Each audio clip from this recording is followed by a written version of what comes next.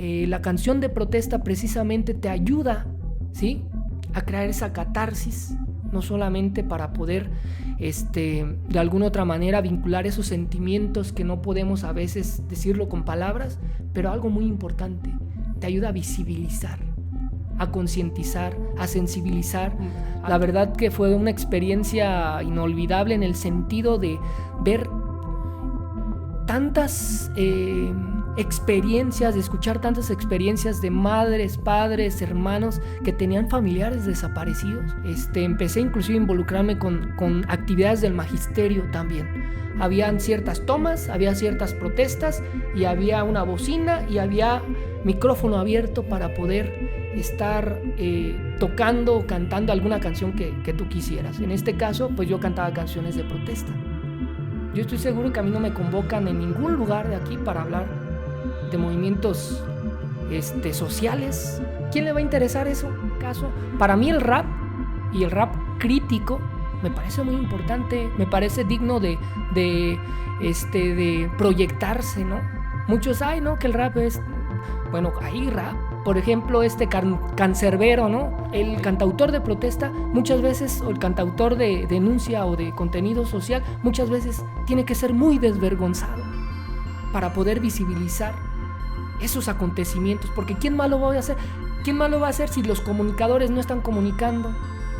¿Quién más lo va a hacer si ciertas figuras que les corresponde no lo dejan pasar y lo pasan desapercibido y no comunican, pues?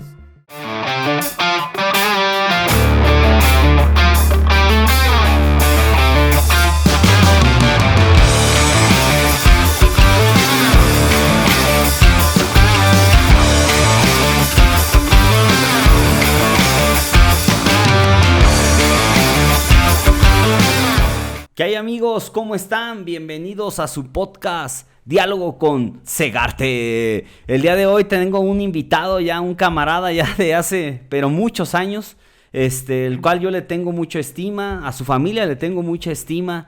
Vivimos pues completamente una infancia, hemos convivido desde niños. Y yo le doy la bienvenida y el agradecimiento al buen Alex que nos acompaña el día de hoy aquí en los estudios. Hermano, ¿cómo estás? Muy bien, César. Pues un gusto estar aquí en tu estudio, en este formato que estás manejando. Te felicito, la verdad, y deseo que en este año tengas muchísimo éxito en todos los programas que vayas a incorporar en este año. Te agradezco la invitación de antemano, ya de años conociéndonos. No, muchas hermano, gracias. Pues yo agradecerte, la neta, estos espacios, y luego pues lo digo casi siempre en todos los podcasts, pero pues son para abrir espacio, ¿no? Para que precisamente estas voces que luego no son escuchadas, diálogo, ¿no?, sean escuchadas. Gracias. Y tengamos temas y una conversación amena de ciertos temas luego de interés de la sociedad. Y que también conozcan otras alternativas, que vean que el mundo pues es amplio, el mundo es un aspecto que, pues, puta madre, una pluricultural en todos los aspectos de la palabra, ¿no? Claro. Hermano, pues yo te invitaba hace mucho, pues digo, ya nos conocemos, sé que tú eres cantante, eres una persona que se dedica completamente su vida entera a las cuestiones culturales, artísticas, claro, y propiamente pues del canto, ¿no? Y yo por las características que te conozco, tu formación que has tenido desde niño, entendiendo quién fue tu papá, cómo se comportó tu papá, qué características tenía tu papá, qué percepción ideológica tenía tu papá, y que yo veo que tú mamaste mucho de eso, o sea, sí, absorbiste gran parte de esta identidad de izquierda, y que yo he notado que tú en la música has proyectado mucho esta parte, la parte de la identidad de izquierda y cómo se puede proyectar mediante la música, y veo que tú eres un gran conocedor de esta música de protesta que se han venido desarrollando a través de la historia y que ha sido un eje central para encabezar ciertos cambios sociales durante la historia. Hermano, pues yo quisiera que tú empezaras y te presentaras también, quién eres, qué es lo que haces, y bueno, pues ahí le vamos dando a la plática, claro, hermano. Que sí, muchas gracias, César. Bueno, pues yo soy como seudónimo Alejandro Izquierdo. Soy Jesús Alejandro López Solorio. Mi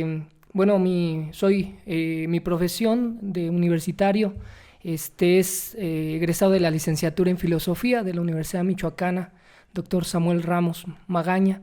De ahí soy egresado, egresé en el 2018. Yo estudié un poquito ya después de salir de la preparatoria, me di unos años y después me incorporé a estudiar la licenciatura en Filosofía. Esa es mi formación académica, vamos a decirlo así, y bueno, dentro de las actividades a las cuales yo me dedico es pues precisamente a la música. Soy cantautor, escribo canciones de diferentes contenidos, temáticas, entre ellas la canción social, o canción de protesta, como comúnmente se le conoce. También soy bailarín de danza folclórica, maestro de música, músico tradicional, y me dedico a vamos a decir, a la difusión o promoción de la actividad cultural, en formatos como la realización de conciertos, entre conversatorios, exposición de libros, es decir, no me gusta el término de promotor cultural porque está muy choteado ya. Muy quemado también, ¿no? Pero sí como trabajador de la cultura aquí en la región Ciénega de Zacapu. Muy bien, hermano. Hermano, entonces, ¿tú cómo empiezas en esto? O sea, ¿cómo te empiezas a empapar? ¿Cómo empiezas a tener un acercamiento a la izquierda? Y que de ahí, pues, empiezas a tener una inspiración para poder tú incursionar a la música. Bueno, ya como un acercamiento, vamos a decir, más que a la izquierda, sino a tener, digamos, conciencia de clase, aunque en ese entonces yo no sabía qué era ese concepto, es precisamente por mi papá. Mi papá yo creo que es un modelo que a lo mejor no conscientemente lo seguí, pero sí, como dijiste tú al inicio, tengo muchas cosas de las que le aprendí a él. Yo recuerdo que mi primer acercamiento pues fue precisamente en aquellos entonces cuando en la política mi papá estaba, no voy a decir los nombres porque ahorita ya son partidos muy quemados y que han modificado su forma precisamente de conducirse en el mundo de la política, ¿no? No me parece digno ya ese tipo de que ni siquiera ya es la cuestión de los partidos, sino es una cuestión ya más personal de ciertos grupos económicos, de ciertas élites dominantes, y no solamente aquí en el municipio, sino en todos lados, y que ha hecho que ciertos ideales en común que se tenían en aquel entonces pues se pierdan. Entonces mi papá se dedicaba un poco a la política, y en aquel entonces había un movimiento muy importante que era aquel movimiento que encabezaba el subcomandante Marcos, el ejército zapatista, vamos a decirlo así, ejército EZLN, Ejército Zapatista de Liberación Nacional. Y yo recuerdo, y no me dejarás mentir, porque creo que mi papá tuvo un acercamiento y una amistad muy, muy importante con tu papá. Entre ellos y entre otras personas, me imagino, hubo un recibimiento de algunas personas de las comunidades zapatistas que estaban realizando un recorrido precisamente por todo el país. Yo recuerdo que en aquel entonces llegué a conocer a dos personas precisamente que venían encapuchados. Era sorprendente un niño ver a estas personas que ni siquiera se dejaban ver para poder comer, se escondían o se metían precisamente en un cuarto, en algún lugar en donde no les reconocieran el rostro, y yo recuerdo precisamente que yo tuve esa imagen. Entonces me quedó muy, muy grabado. Ya después, ya de más grande, eso fue a la edad yo creo que unos 7 años, 7, 8 años, 6 años, a lo mejor, no recuerdo bien. Entonces, esa es la primera imagen que yo tengo, de esa figura, digamos, de alguien que está de alguna otra manera involucrado en movimientos campesinos, en movimientos vamos a decirlo, guerrilleros, vamos a decir, y de un acercamiento que para mí fue pues muy cercano, porque estaban ahí, o sea, eran personas y de las cuales mi papá estaba recibiendo y nunca entendí en ese momento pues quiénes eran, porque de hecho yo con esa curiosidad, el estar involucrado inclusive en las mesas de diálogo en mi casa, precisamente, no sé si en tu casa pasó lo mismo, en mi casa tener a esas personas ahí, pues marcó bastante, es algo muy, muy sorprendente. Entonces ese fue el primer acercamiento. Posteriormente, la actividad cultural a la que yo, de la cual aprendí fue en Casa de la Cultura, fui alumno de varios talleres. Entonces por ahí me fui acercando al arte, a las actividades, a las disciplinas artísticas, como fue la pintura con el maestro Roberto Valencia, que él siempre se dedicó, y lo has de conocer, a dar clases a los niños. Yo era de esos niños que iba a sus clases en aquel entonces. Había unos talleres que mandaba la Secretaría de Cultura del Gobierno del Estado de Michoacán en aquel entonces, que se llamaba Alas y Raíces. En ese Alas y Raíces tuve un gran maestro, Patrick Parola. Todavía por ahí me imagino que da clases en la ciudad de Morelia. Patrick Parola era un extraordinario maestro que se dedicaba a enseñar a niños a hacer manualidades, a hacer instrumentos musicales, etcétera.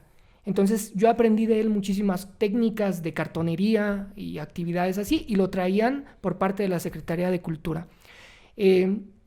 También estuve en clases de canto, en clases de danza folclórica con el maestro Eleazar Palmerín Reyes, una persona también muy conocida en la actividad dancística aquí en la región. Él es de Tiríndaro y con él fue con el que más años duré, con el maestro Eleazar Palmerín, uno de mis grandes maestros de la danza de Tiríndaro. Duré casi como unos 16 años con él desde que inicié.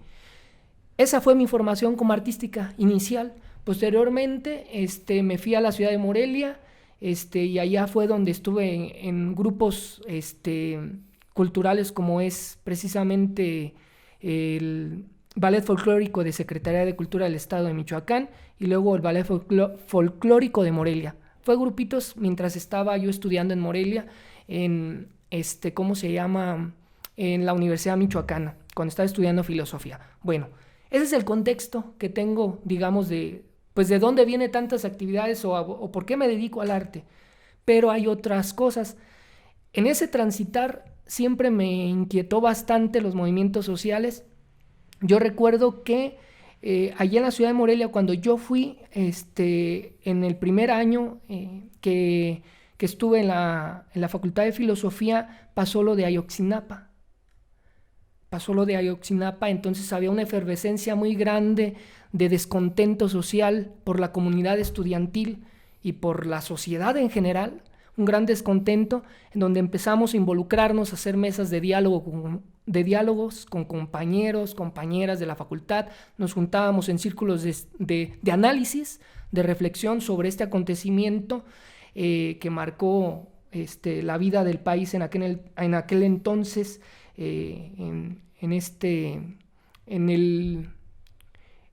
cuando estuvo, pues todo lo conocemos, Peña Nieto, fatal su gobierno. Este acontecimiento entonces nos hizo a los estudiantes universitarios organizarnos. Organizábamos marchas, organizábamos inclusive con la Facultad de Filosofía, la Facultad de Psicología, la Facultad de Historia, la Facultad de Literatura. Organizábamos círculos de intercambio de ideas entre algunas personas que estábamos interesados en ese tema.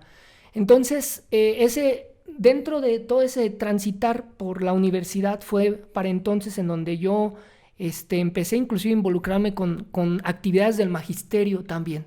Habían ciertas tomas, había ciertas protestas y había una bocina y había micrófono abierto para poder estar tocando o cantando alguna canción que tú quisieras. En este caso, pues yo cantaba canciones de protesta.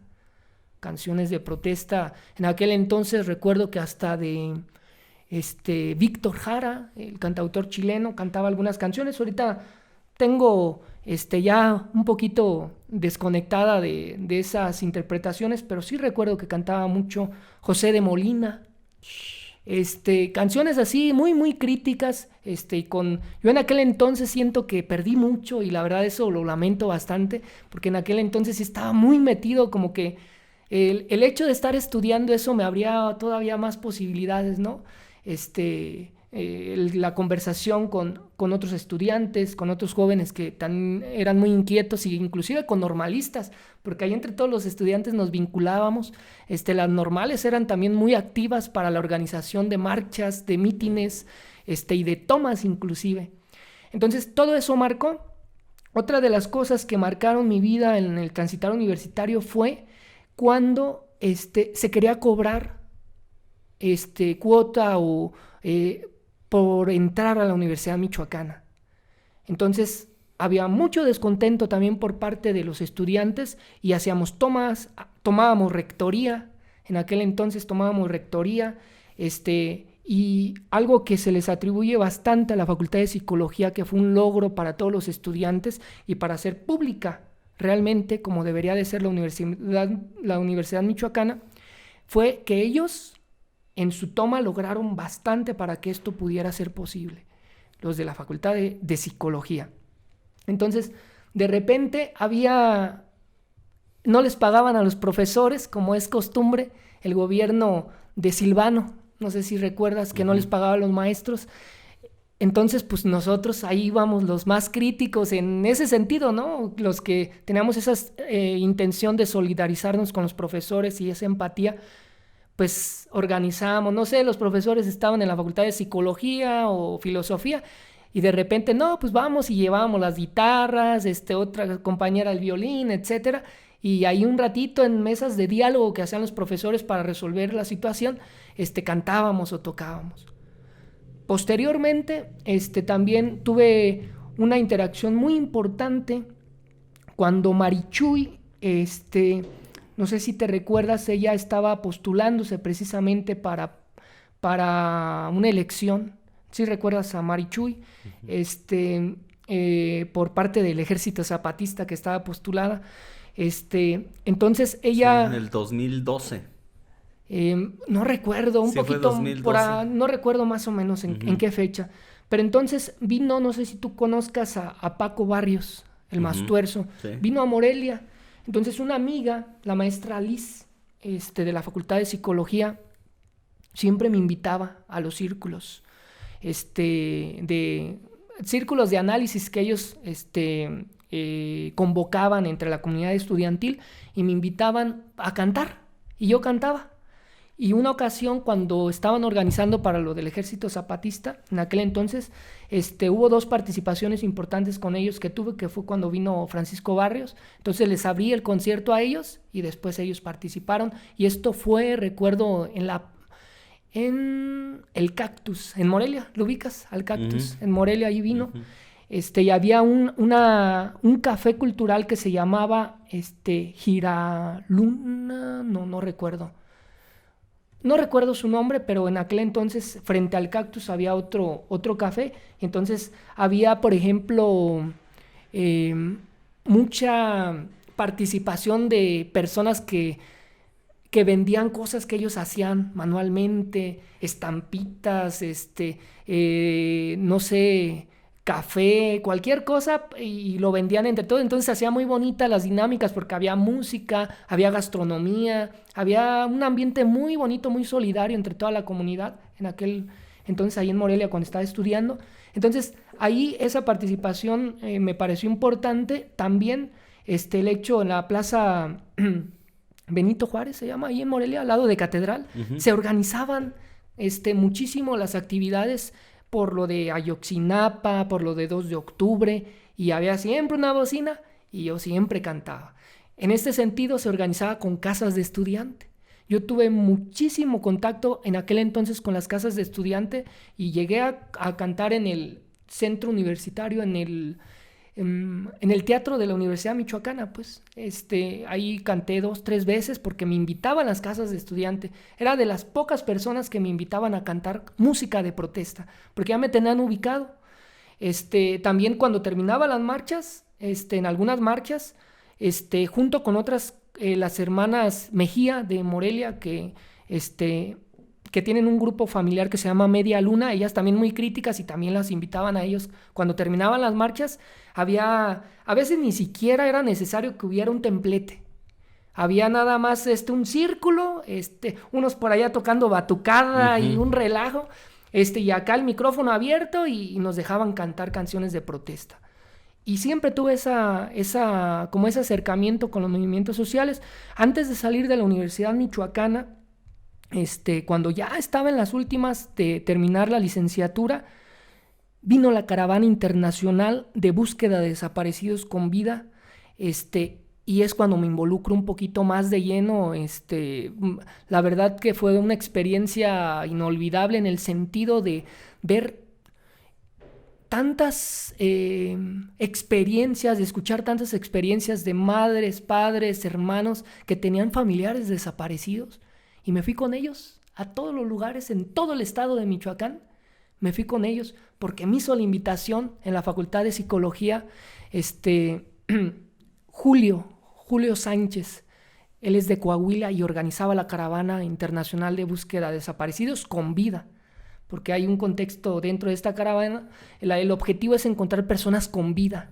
Muchas veces esperan madres, padres, familiares que tienen familiares desaparecidos, esperan encontrarlos pues ya fallecidos, pero no, esta caravana pretendía encontrar a sus familiares, tenía esa esperanza de encontrar a sus familiares con vida. Por eso se llamaba Caravana Internacional de Búsqueda de Desaparecidos con Vida, porque muchos decían, es que pueden estar a lo mejor, no sé, ser tratantes de blancas, pueden a lo mejor, no sé, estar secuestrados, estar por ahí, en algún otro lugar, etcétera. Entonces tenían esa esperanza. Entonces ahí tantas cosas que aprendí que fue algo que, híjole, me enriqueció tanto en el sentido de estar tan cerca de ellos, el ir, por ejemplo, al Cerezo. O sea, yo iba y los acompañaba a los, al centros penitenciarios, vamos a decir, en diferentes, en los lugares más feos de Michoacán, Uruapan, Zamora, Apatzingán, Lázaro Cárdenas, en los lugares. Fue una experiencia, y escuchar ahí, siempre me daban la oportunidad a mí, porque me invitó de hecho, me invitó el que organizaba Julio, me invitó y me dijo, pues mira, así es como, ellos haz de cuenta que tenían, a veces si se podían quedar hasta en el suelo, o sea, andaban recorriendo en caravana,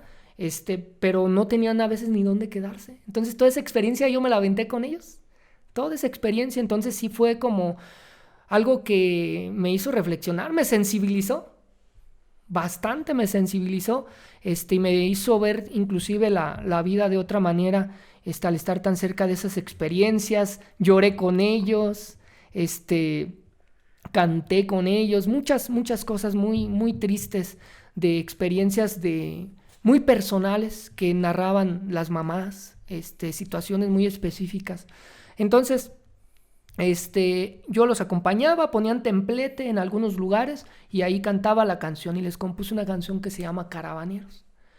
Allí, justamente ahí, y luego como a los 2 días se las canté, y no, pues toda la gente, fue como una especie de catarsis para todos llorando, escuchaban la canción y todos porque fue una canción que pegó bastante para la caravana, y pues siempre se les tiene mucho cariño a todos ellos, porque fueron personas que sin la necesidad siquiera de que yo estuviera ahí acompañando su transitar en la caravana aquí en Michoacán, pues me invitaron a estar ahí. Entonces, esa es parte precisamente de esto. ¿A qué va todo esto que cuento, todo esto que estoy narrando? A que la música, la canción de protesta precisamente te ayuda, ¿sí?, a crear esa catarsis, no solamente para poder, de alguna otra manera, vincular esos sentimientos que no podemos a veces decirlo con palabras, pero algo muy importante, te ayuda a visibilizar, a concientizar, a sensibilizar, a que a partir de la música de protesta hay un diálogo también. Hay un diálogo que cuando lo escuchas, tú escuchas las canciones, escuchas su letra, su contenido, pues te llama precisamente a darte cuenta de algo, a pensar, a reflexionar sobre un acontecimiento que a veces no nos cuestionamos. Entonces, es más que nada esa la experiencia que yo he tenido dentro de la música y de la canción de autor y la canción de protesta que preferiría llamarlo canción social o de denuncia, porque de protesta todos podemos protestar por cualquier cosa, pero esto tiene un carácter inclusive político, ¿sí? Tiene una característica política de denuncia, de crítica, de visibilización, de sensibilización, tiene un contexto histórico, vamos a decirlo así, y esto ha pasado desde el movimiento, si vamos un poquito a la historia, el movimiento de la canción de protesta que bebió muchísimo del blues, del jazz, del rock estadounidense, y sobre todo de las comunidades afrodescendientes o comunidades negras de Estados Unidos. De ahí se vino a Latinoamérica toda esa tendencia de la música de protesta y se convirtió precisamente desde la canción de autor cubana, la canción de protesta crítica cubana con Silvio Rodríguez, con Pablo Milanés, con muchos otros que empezaron a criticar, a cuestionar a partir de la Revolución Cubana, a partir precisamente de contrastar con el imperialismo anglosajón o estadounidense, el sacar en aquel entonces, como les decían, a los yanquis de Cuba. Todo eso, todas las canciones de Silvio Rodríguez, Pablo Milanés, pues tienen ese contenido y están situadas en un contexto histórico. No hablan de una realidad superficial, habla de utopías, de un cambio, de la necesidad de un cambio en Latinoamérica, de la capacidad de organización que tiene que tener un pueblo para poder liberarse de la opresión, de la servidumbre, de la esclavitud, pues del sistema, vamos a decir, impuesto. Y bueno, de ahí, en ese contexto histórico, vamos a decir lo que, por ejemplo, lo que fue, así como lo fue en la poesía, por ejemplo, Miguel Hernández en España, ¿no? El poeta del pueblo, así como lo fue Ernesto Guevara o el Che Guevara, como un líder importante al nivel latinoamericano, a partir de esta lucha revolucionaria, y como gran ideólogo, pensador y revolucionario, así como lo fueron ellos, como lo fue Salvador Allende, por ejemplo, en Chile, para la política, ¿sí? Es decir, en España, para la poesía, Miguel Hernández, al nivel latinoamericano, el Che Guevara para la cuestión social de la revolución, etcétera, lo que fue, por ejemplo, con grandes ideales y firmes, Salvador Allende en la cuestión política, como un ideal de cómo se debe dirigir la política en un país, y como lo fue, a lo que voy relacionado con la música de protesta, así lo fue como ellos en Chile, Víctor Jara, que fue el cantautor, el maestro y el músico popular latinoamericano del pueblo. Entonces, todo esto tiene un contexto, hay muchísima historia y muchísimos participantes al nivel latinoamericano que nos ayudan a comprender a partir de sus composiciones, a partir de sus creaciones y canciones, pues cómo estaba en aquel entonces esa efervescencia de querer reestructurar un cambio al nivel económico, al nivel político y al nivel social, ¿no? Y que siempre está muy relacionado precisamente con el imperialismo, ¿no? Con esta figura paterna que nos quieren imponer o que se quiso imponer y que se sigue, si lo analizamos en la actualidad, pues se sigue imponiendo en todo el mundo, pues era una forma de hacer crítica, de hacer un contrapeso a estas políticas neoliberales. En Argentina, por ejemplo, ustedes conocen a Mercedes Sosa, a León Gieco con la canción Solo le pido a Dios, ¿no? Y sí, cosas así, ¿no? Rolota, güey. Sí, Mercedes Sosa, con todas las canciones que interpretaba, Facundo Cabral también, ¿no? Otros, como por ejemplo, si tú escuchas a la música de Caetano Veloso en Brasil, él también estuvo precisamente muy involucrado en los movimientos sociales y políticos en aquel entonces. Caetano Veloso. ¿Quién más? Violeta Parra. En Chile también, Violeta Parra. No sé, alguien como en México, Óscar Chávez, que era de los que más o menos, más populares, vamos a decirlo así, en aquel entonces. Y en Cuba, pues ya lo mencionamos, Silvio Rodríguez, Pablo Milanés, y actualmente se sigue manteniendo, aunque ya no es pues música comercial, no se difunde como las radiodifusoras locales, pero ahí siguen existiendo esas expresiones y esas manifestaciones que resisten precisamente a estas políticas culturales de la industria, precisamente de la música, que trata de imponerte una forma, un ideal estético de la música, que te dice, esto es lo que debes de escuchar. Entonces, por ejemplo, hace poquito vino Silvio Rodríguez a la Ciudad de México, estuvo en el Zócalo, y de los cantautores más o menos, de una de las generaciones de cantautores cubanos, Karel García. Karel García, escúchalo, tiene mucha música de protesta y mucha música muy metafórica, y él anda por aquí girando en México, en la Ciudad de México, en el país, ha hecho giras y todo. Entonces, ¿a qué va la música de protesta? Y pongo como ejemplo a Karel García. Él, cuando hace sus conciertos y viene a México, no le interesa tanto la cuestión económica.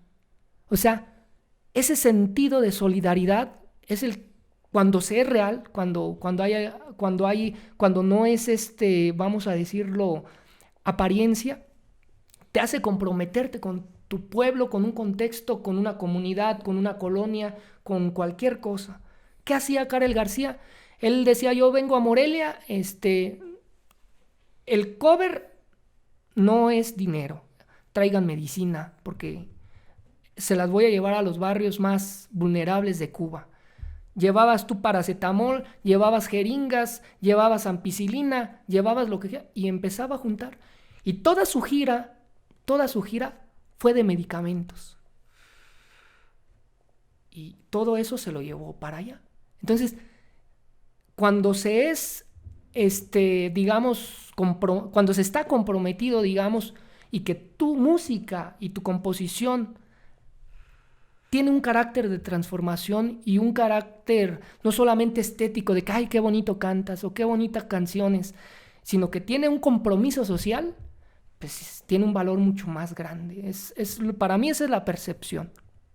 Así es, Alex. No, pues de hecho, fíjate que ahorita que comentaste varios puntos, pues de entrada son temas que a mí se me hacen, donde tengo mucha empatía, ¿no? A esos temas, sí. Más porque te digo, por la formación en la que yo fui creciendo, que fue una formación de izquierda, y que precisamente, para mí la música ha sido muy fundamental para entender como todos estos procesos y comprender las etapas y los momentos que estaba viviendo cada una de las sociedades, güey.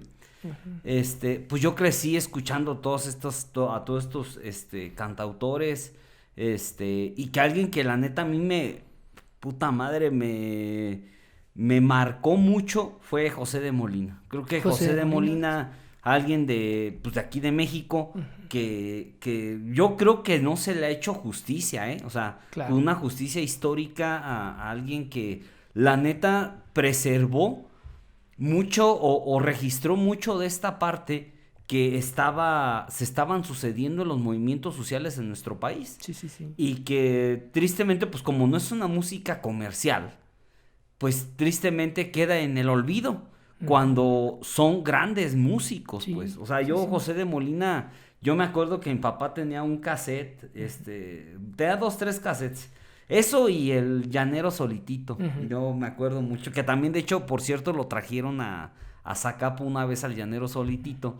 Y que era una fascinación, ¿no? O sea, era cómo comprender estos personajes que proyectaban tanto y le daban tanto identidad a los movimientos sociales que estaban sucediendo en nuestro país, porque eran cosas que estaban sucediendo, o sea, eran cosas que ya venían teniendo un antecedente histórico desde el movimiento del 68, que yo creo que el movimiento del 68 es un referente donde se concentró gran parte de todo esto que se estaba sucediendo y que se estaba proyectando, porque también recordemos que nosotros como país tenemos mucha similitud a Latinoamérica.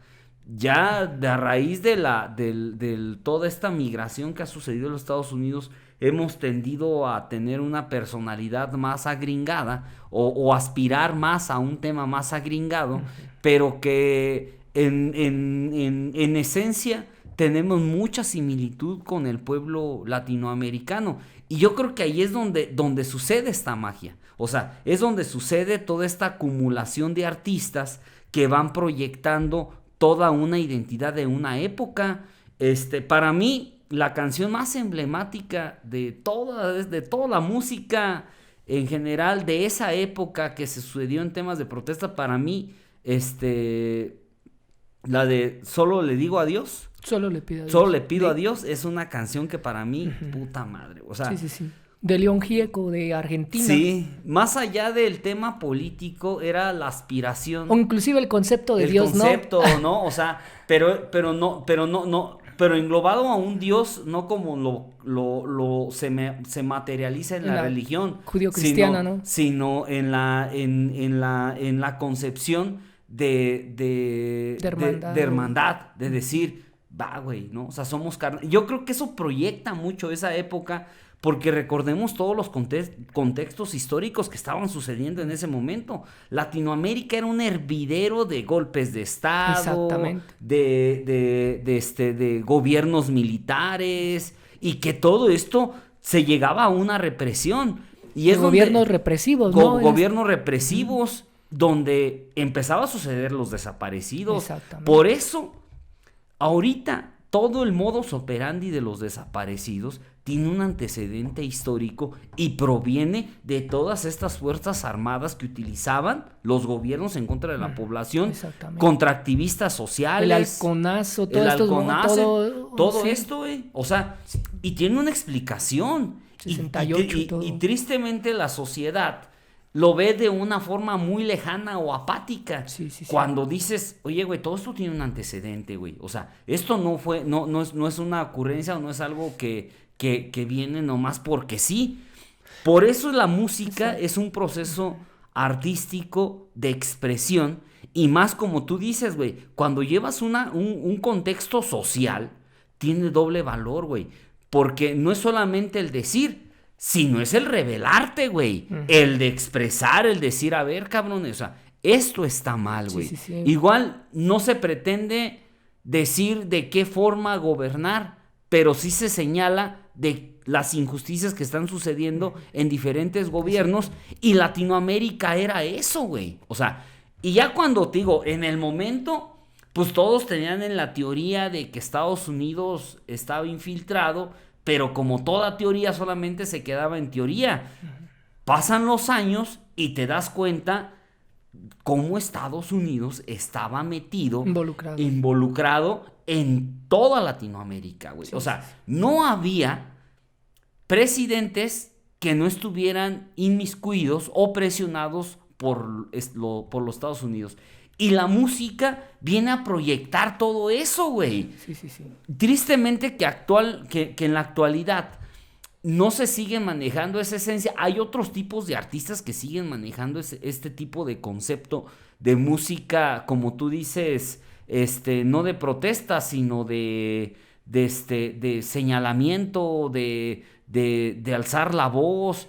Por decir, como Residente, para mí es uno de los... Calle 13, ¿no? Calle 13, sí, o sea, sí. Son para mí referentes importantes que le dan una textura y una diferencia total a todo lo que se ven, a lo que se viene fabricando. Pero fíjate, en el caso de Residente, creo yo que sí tiene ese contexto social, o sea, sí. O sea, no es una canción oficial, no es canción oficial lo que él hace, es porque hay canciones oficiales, ¿no? Puedes protestar y hacer canción oficial y estar como que estás criticando, pero realmente de alguna otra manera estás replicando lo mismo que hay en el sistema. Pero en el caso por ejemplo, de él, sí tiene un compromiso en el sentido de sus letras. Cuando tú las escuchas, tienen esa dinámica de criticar, de cuestionar, de problematizar. Entonces sí tienen una dimensión social, ¿no? O sea, así como lo tuvieron, es que estamos en otro contexto, en otro tiempo, vamos a decirlo así, y han cambiado las formas, ¿no? Por ejemplo, en este caso, para mí el rap y el rap crítico me parece muy importante, me parece digno de proyectarse, ¿no? Muchos hay, ¿no? Que el rap es, bueno, hay rap, por ejemplo, Cancerbero, ¿no? Cosas que volvió a la escena, ¿no? Por lo que sucedió. Sí, o sea, cosas así, yo digo, no manches, o sea, escucha sus canciones y no manches, o sea, son muy profundas, tienen un contenido de resistencia, no solamente social, sino hasta personal. Y también para mí, el hecho de ser compositor y a lo mejor cantar y escribir canciones de protesta, a lo mejor no solamente tiene esa dimensión social, eso viene después, pero es hasta una forma de resistencia personal, un contrapeso a decir, bueno, pues esta es la manera en que esa capacidad de elegir, ¿no? ¿Qué es lo que quieres proyectarte a través, esa posibilidad de poder proyectar a partir de tus composiciones una visión de entorno, ¿no? Un compromiso inclusive, que ya después viene a caer en la cuestión social. Entonces, hasta tú, cualquier persona que se dedica, no sé, el graffiti es resistencia, es protesta, o sea, los artistas, algo importante que siempre he defendido es que el artista siempre tenga la capacidad de hablar con propiedad. ¿Qué quiero decir? Que habla en primera persona de su obra, de su trabajo, ¿no? Que sepa justificar a partir de su quehacer artístico lo que está haciendo. Porque si nada más se hace una cosa por hacer, así nada más, y ay, qué bonita se ve, y ni siquiera tienes la manera de justificar tu obra o lo que tú estás haciendo, pues no tiene gran valor. Entonces, si tú defiendes esa idea, ese ideal como artista de decir, pues yo soy responsable de lo que estoy escribiendo, soy responsable de lo que estoy pintando, ¿sí? Tengo esa responsabilidad y es una forma inclusive no solamente estética, sino ética de enfrentarte al mundo a partir del quehacer de cualquier disciplina artística. Entonces, creo que lo primero que deberíamos de cuestionarnos nosotros como artistas o más allá de artistas, y a lo mejor el concepto de artista es algo muy, muy grande, pero como creadores es empezar a defender cuál es nuestro quehacer en esta sociedad, ¿no? En esa dimensión no solamente personal, sino colectiva. Para mí creo que es muy importante y quien no nada más, porque, o sea, puede ser un trabajo personal, nada más un trabajo de escritorio y ay, qué bonito, y romantizar tu quehacer, pero pues ¿de qué te va a servir eso? Entonces, no solamente es escribir, sino también el artista tiene ese compromiso de compartir con los demás. Ese es un compromiso importante que tiene cualquier persona que se dedica a cualquier actividad artística. Para mí eso es importante porque de nada nos sirve guardar las cosas y tenerlas ahí y a lo mejor son muy, muy buenas y pues si no lo compartimos, ¿de qué nos sirve? ¿No? Ni siquiera se trata de competir en esta dimensión económica, sino de compartir en una dimensión colectiva, en una dimensión de mostrarte al otro con empatía, de mostrarte a la sociedad con un sentido inclusive de justicia, ¿no? Hacerle inclusive justicia a nuestras propias obras. ¿Cómo se las haces? Pues compartiéndolas, dándolas a conocer, ya dejando de un lado esa cuestión y esa visión mercantil de que se van a volver famosas, de que se van a comercializar, de que van a llegar a tantos espectadores. Eso ya no es el compromiso del artista, ¿sí?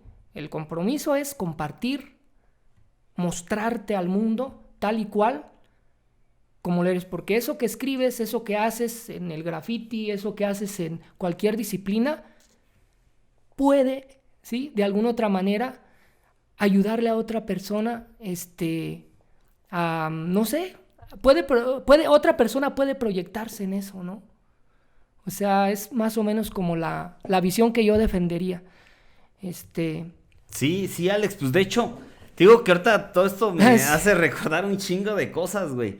Porque sí, y más porque son todos estos procesos donde yo te digo, yo en lo particular, pues yo hago arte de diferente forma, la música, pero que entiendes la música, pues. De hecho, para mí la música es un método de inspiración. Y a mí toda esta música me ha inspirado para seguir luchando, güey, para seguir diciendo, resistiendo, ser irruptivo, güey, donde llego, güey. O sea, no me gusta ser una persona comodina, güey. Uh-huh. Me gusta llegar y criticar, señalar, cuestionar, decir, a ver, güey, ¿por qué esto, güey? O sea, ¿por qué precisamente en este orden debe de ser? ¿Por qué no conseguir diferentes formas para llegar a este objetivo? Siempre es cuestionar y pensar, güey. Y más porque te digo, güey, nosotros, bueno, crecimos en movimientos sociales, güey. O sea, entendemos el valor de la protesta, entendemos el valor de marchar, el valor de hacer un campamento, güey. El valor de andar en las calles protestando, gritando, güey. Entendemos este sentido, pero no en un sentido solamente de rebeldía, güey, sino en un sentido social, en el de que todas estas cosas son importantes para que existan realmente cambios sociales, güey. Por decir, güey, yo me acuerdo mucho cuando fue el EZLN, güey, ¿no? Cuando llegó aquí este caso de que me comentaste que llegaron aquí a Zacapu, y sí, propiamente, una parte de la comisión zapatista se quedó ahí en la casa de mi papá, y yo recuerdo de niño que eso que yo veía en la televisión, porque era un acontecimiento el zapatismo, güey. Bueno, güey, ya después ciertas cosas no vi muy bien porque medio como que hasta se comercializó ahí el tema, y ya no era tanto este sentido social, se romantizó y ya era más en otro objetivo, pero bueno, esa es otra historia, güey. El punto es de que eso que yo veía, eso que yo veía que artistas a nivel mundial, artistas a nivel local, sindicatos, partidos políticos, estaban apoyando y promoviendo, pues ese estereotipo del encapuchado, del guerrillero, lo tenía en la casa, güey. O sea, para mí fue impactante, güey. Sumamente impactante. Sí. Luego los llevaron a dar como conferencias. Mi papá me llevó con él, donde dieron sus foros, donde expusieron a lo que venían, cuál era el sentido de esto, que era algo histórico porque fue esa ocasión cuando por primera vez un grupo guerrillero entraba al Congreso de la Unión. Fue en ese recorrido donde estos fueron difundiendo lo que iban a hacer, a lo que iban a llegar a la Ciudad de México, y que fue un acontecimiento histórico. Fue la primera vez que se reconoció el realizar una reforma real del indigenismo en nuestro país, güey.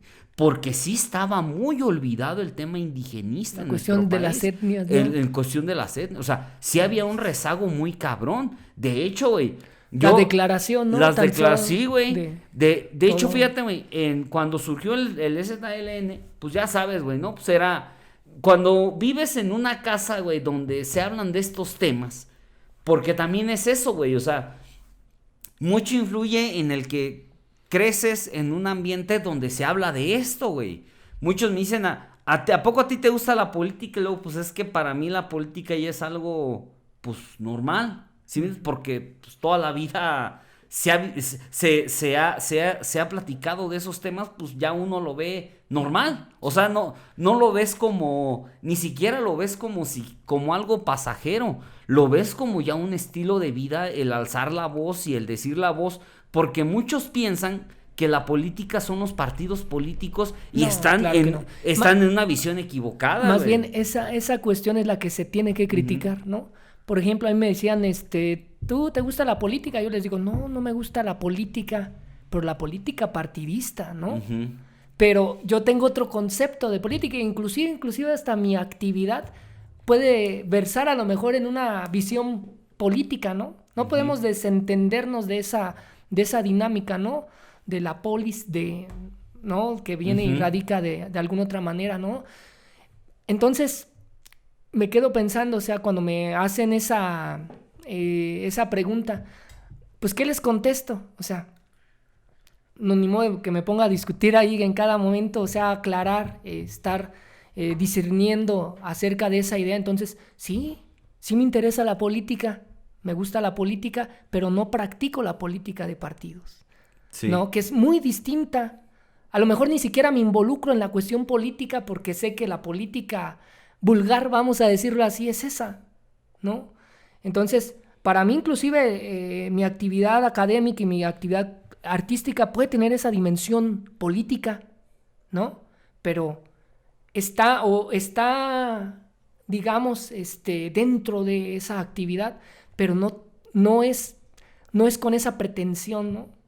Como muchos aspiran, ¿no? De decir, pues sí, no sé, inclusive hasta la actividad artística, ¿no? Que muchos la usan como una bandera, ¿no? La cuestión de la cultura la usan como una bandera política para acercar gente. No. Y todos se quedan y muchas veces me cuestionan, ¿y tú no tienes intenciones políticas? O pues haces eventos, haces actividades y tienes público. No, o sea, para mí la actividad artística y cultural tiene esa dimensión crítica, esa dimensión social, pero es un fin en sí mismo, lo que para los políticos pudiera venir siendo un medio, ¿no? Para llegar a un fin. Entonces, cuando tú, por ejemplo, vas y haces un graffiti, es una actividad en sí misma, ¿sí? No es un medio para llegar a un objetivo. Pues te expresas, haces lo mejor que puedes en tu actividad. Y muchos han usado ese tema, cuestión cultural, precisamente para acercar gente. Yo por eso, yo estoy muy al margen, y ahorita que hablábamos precisamente de esa capacidad que tiene la música de comunicar, ¿no? Y de visibilizar los movimientos sociales, los movimientos guerrilleros, el movimiento feminista, cualquier tipo de movimiento social. ¿Cómo lo visibilizas? ¿Cómo te das cuenta? Y se crean símbolos dentro de la música, se crean imágenes sonoras a partir, no sé, de una canción. No sé, para el movimiento feminista allá en México ya lo ubicas con una canción. ¿Sí me doy a entender? Sí. Entonces, no sé, de repente visibilizamos la guerrilla, no sé, no sé lo que pasó en aquellos entonces en Guerrero, no sé, con con Lucio Cabañas, Genaro Vázquez, etcétera, ¿no? Sí, ¿no? Sí. Esta potencia que tiene la canción es visibilizar. Muchas veces nadie se da cuenta, y cómo lo visibilizas a partir de la canción. Caray, está pasando esto, y ya le cantan a Lucio Cabañas, etcétera, ¿no? Entonces tiene esa capacidad precisamente de visibilizar. Entonces creo que la música, esta dimensión de comunicar, es muy importante. Entonces, ¿a qué voy? Ahorita retomando esa parte que quería decirte, yo estoy muy al margen de los medios de comunicación, porque para mí no son honestos en mi visión. No comunican, están organizados, están administrados por un poder hegemónico que controla esta difusión, y que no es una difusión en donde visibilice la realidad de una sociedad. En muchos casos.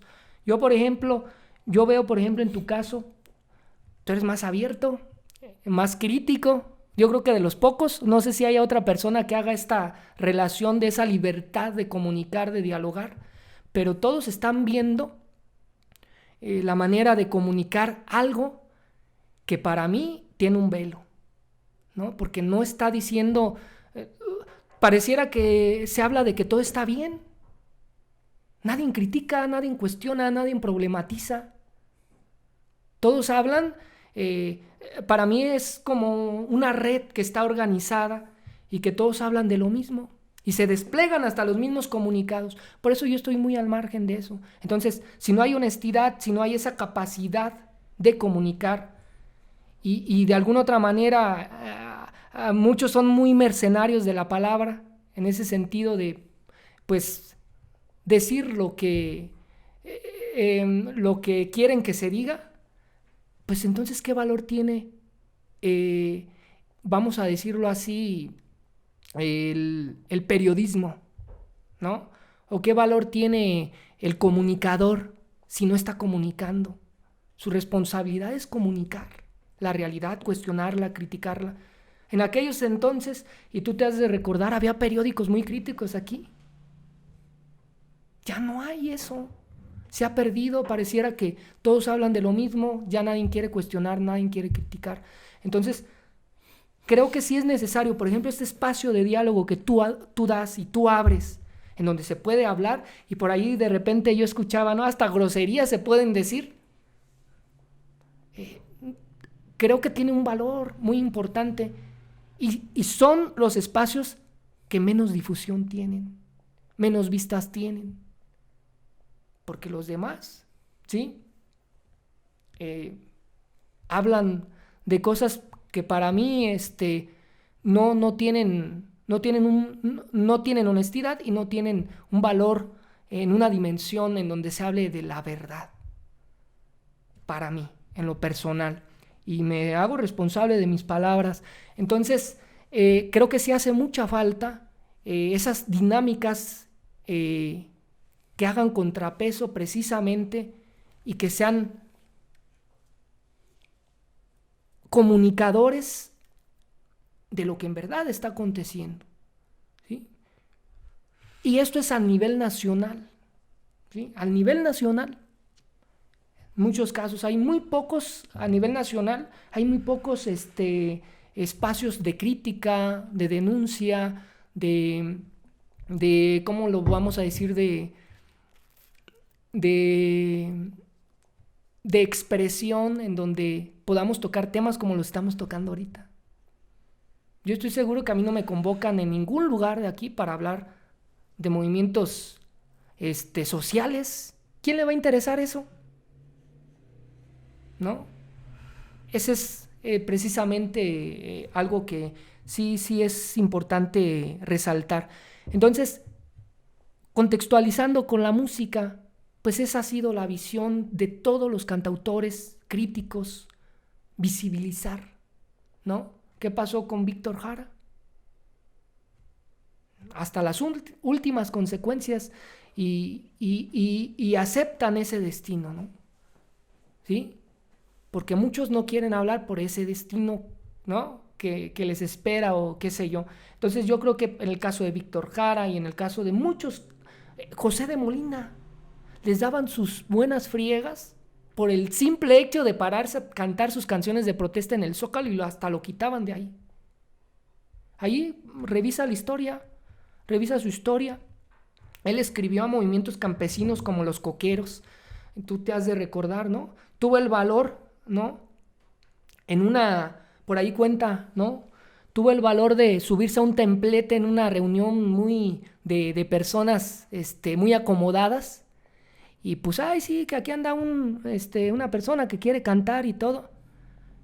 En pleno lugar en donde había habido el acontecimiento de los coqueros, y ahí está la historia, y se para, y no se esperaban que era una canción de protesta para denunciar frente a personas que estaban involucradas en la cuestión política, en una dimensión, digamos, de élite en ese espacio, y empieza a denunciar. No, pues lo bajan. Entonces, ese es el cantautor, el cantautor de protesta muchas veces, o el cantautor de denuncia o de contenido social, muchas veces tiene que ser muy desvergonzado para poder visibilizar esos acontecimientos, porque ¿quién más lo va a hacer? ¿Quién más lo va a hacer si los comunicadores no están comunicando?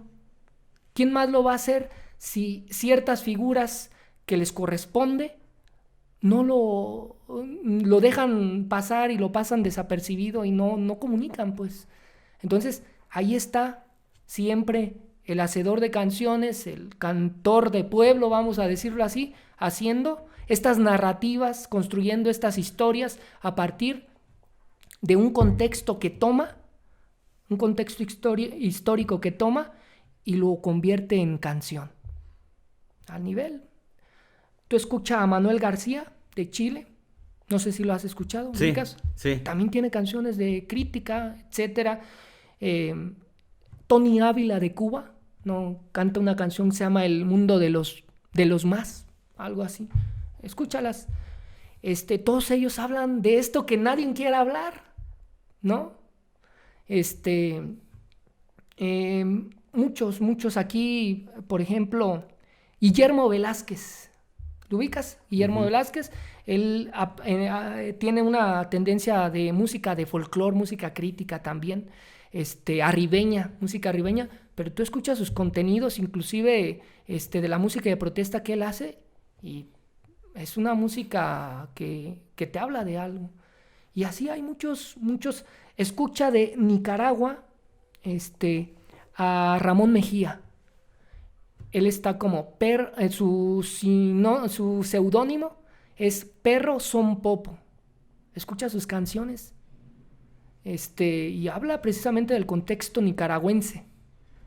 De Nicaragua, y así hay muchos, me vienen a la mente algunos nada más, pero hay muchos cantautores, trovadores, cantores populares que siguen hablando, que siguen haciendo canciones. Escucha de mujeres, por ejemplo, de Morelia, simplemente Ireria Almonte. Busca así Ireria Almonte y tiene canciones críticas, tiene canciones de protesta. Y Fernanda Palacios, también de Pénjamo, Guanajuato, y son de ahorita, o sea, de mi generación, que siguen haciendo canciones de denuncia social, canciones de protesta y así. Entonces, no va a acabar, no va a parar el cantor popular, el cantor que canta a las injusticias, que canta a los movimientos sociales, y pues no sé qué más agregar. Sí, no, sí, te estoy escuchando Son porque muchas sí, cosas. ¿tú qué opinión tienes de la canción de Las Casas de Cartón, güey? Las Casas de Cartón es una composición de Ali Primera.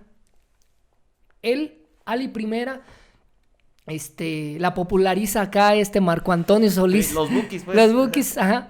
Pero es una canción, si más no recuerdo, de por allá, o la interpreta, no sé si es el compositor él, pero sí la interpreta en el contexto precisamente. Él estuvo, de hecho, fue simpatizante del movimiento, del Partido Comunista, ¿sí? Del Partido Comunista precisamente en Nicaragua, ¿no? No, en Venezuela. Venezuela. Creo que es venezolano. Sí, ¿qué otro país por allá? Creo que sí, porque esa sí, canción fue un símbolo también de la revolución nicaragüense. Ajá, sí. Entonces, Ali Primera la canta no con esa vocesota, que triste, sí, y luego la vemos en voces inocentes. Sí, a esa pegó, ¿no? Sí. O sea, es una canción pues que habla de un contexto, ¿no? Es real.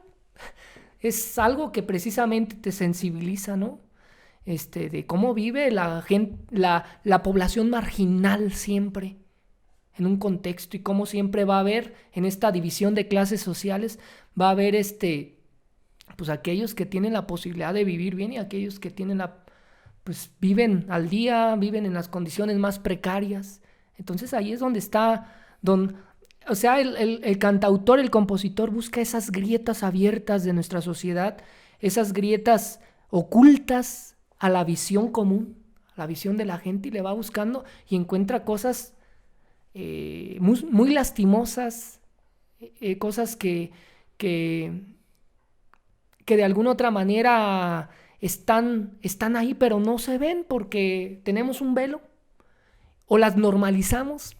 Pensamos que la pobreza es normal y que el que es pobre porque quiere, y tenemos esa tendencia de la, ¿cómo se puede decir? Del esfuerzo, ¿no? De que si te esfuerzas vas a conseguir. No se trata de esforzarse solamente. Estás en un contexto situado. ¿En qué contexto estás? ¿A qué clase social perteneces? ¿Cuáles son tus redes de apoyo para poder salir de esa pobreza o de esa miseria? Y muchas cosas que se van sumando, ¿sí? Entonces decimos, no, sí, claro que sí, esa visión pareciera de libro de autoayuda, en donde dices, pues te dan esa idea, ¿no? Te venden esa idea de que sí se puede salir adelante. No manches, no todos podemos salir adelante, ¿Cómo en estas condiciones, cómo te haces de una casa, hasta de un departamento chiquito? ¿Cómo lo haces?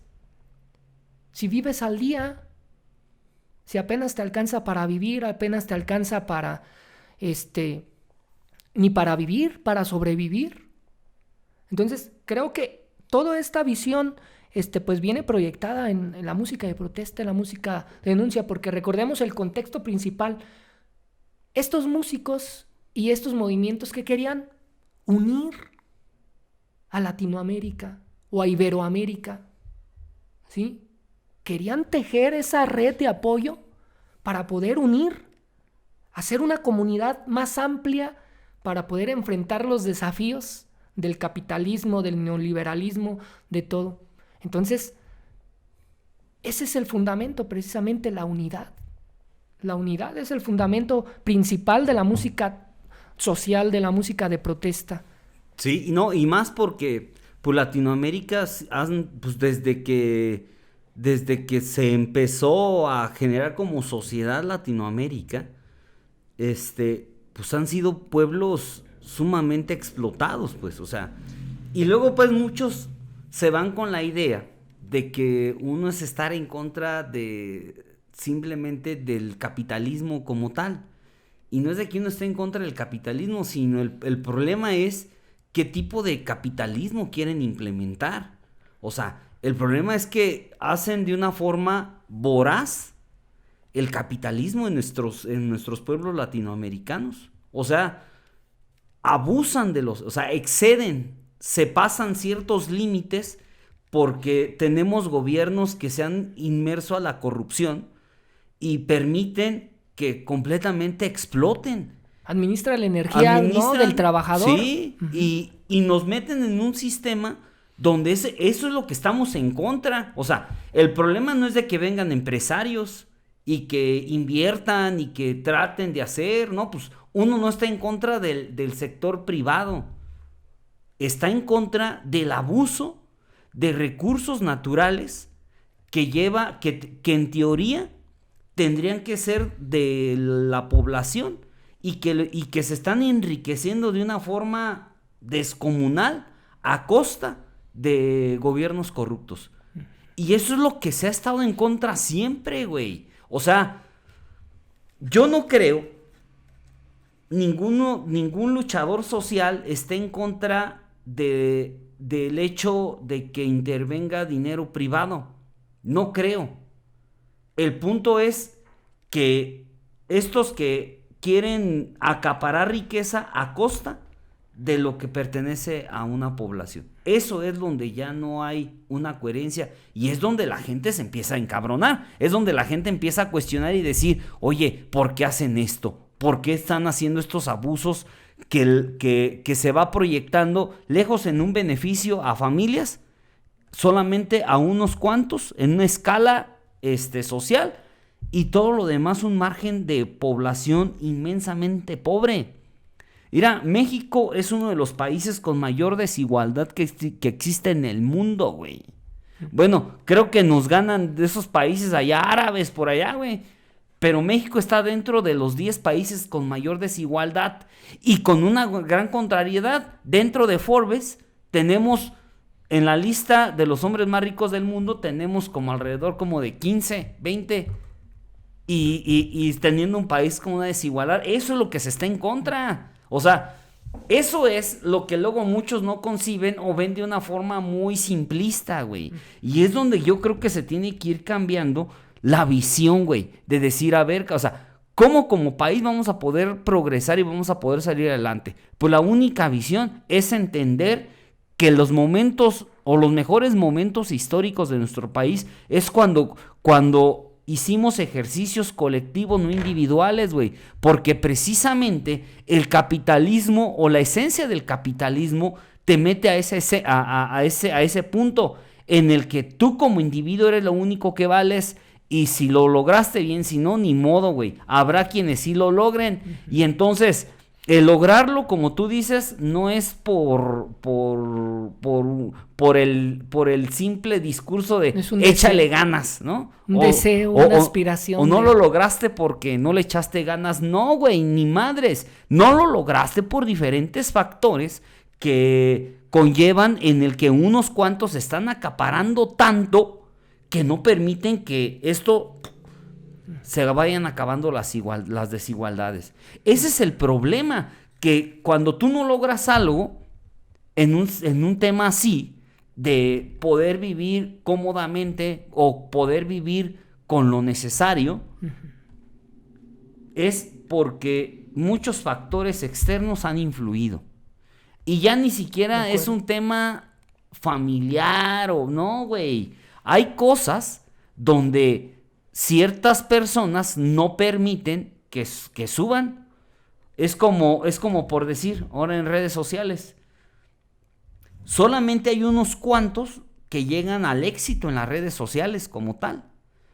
Porque es un lugar que quieren que ocupen estos potentados. O sea, por decir un ejemplo, el dueño de YouTube quiere que tengan ciertas personas que encabecen este movimiento de YouTube, pero en el momento que ya no les sirva lo van a quitar y van a subir otro. Esta visión desechable del... Pero no es cierto que todos los que entren a YouTube van a ser como los grandes influencers de YouTube. O sea, ahí es donde luego muchos se van con esa falsa idea.